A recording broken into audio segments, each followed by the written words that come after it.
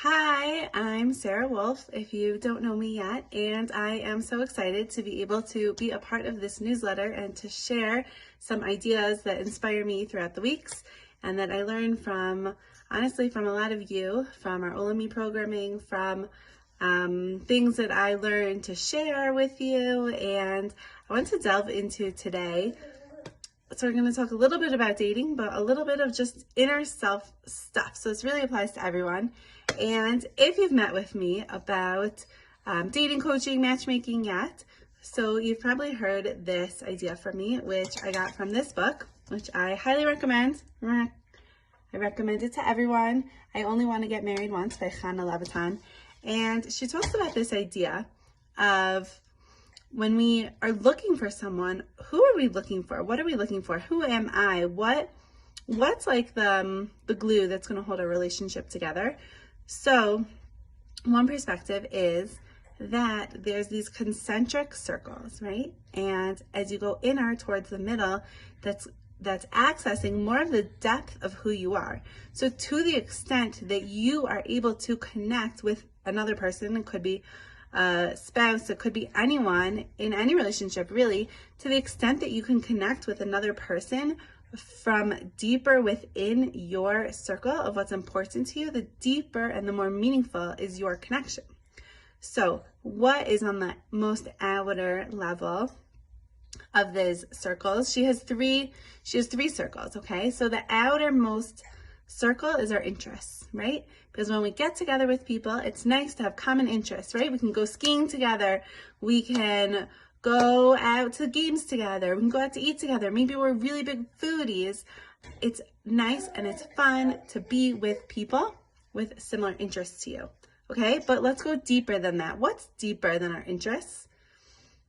Next, we're going to get to our goals. Where do you want to go in life? This is like kind of getting into it a little more. Like, what's important to you? What direction do you want to go?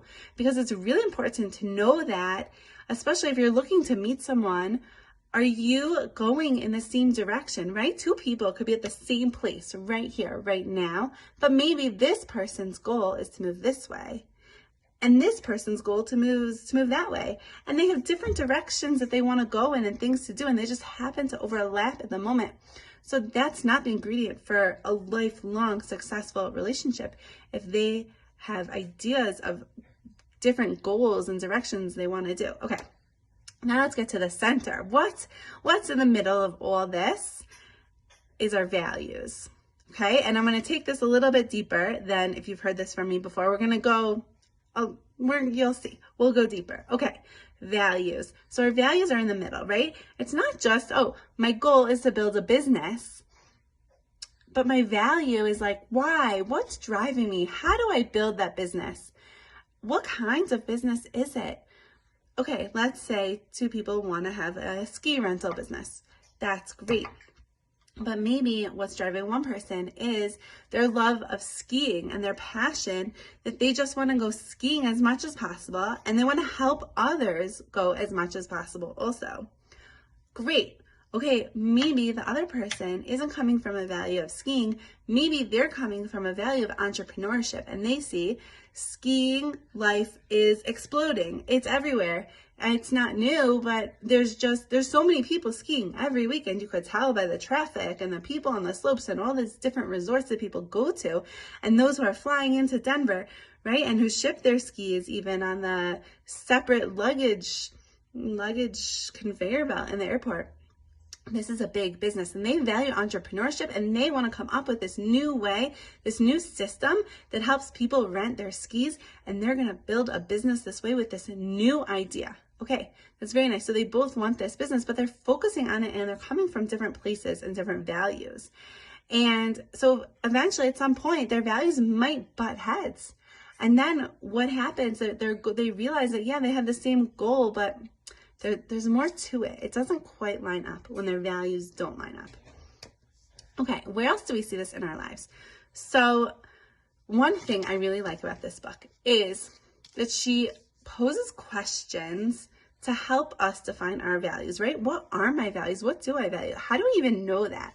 So one thing that's really interesting is think about a time where you had like a really emotional reaction to something? Do you ever just like maybe you got fired up, or maybe you got like really sad about something someone said, whatever it is. A lot of times those are our pain points, and they're being triggered by our values. And a lot of times we have values and beliefs about things and we don't even realize it. And we go through these experiences in life, and things trigger us in certain ways. And sometimes we just don't even understand why, what's deeper, what's behind it, right?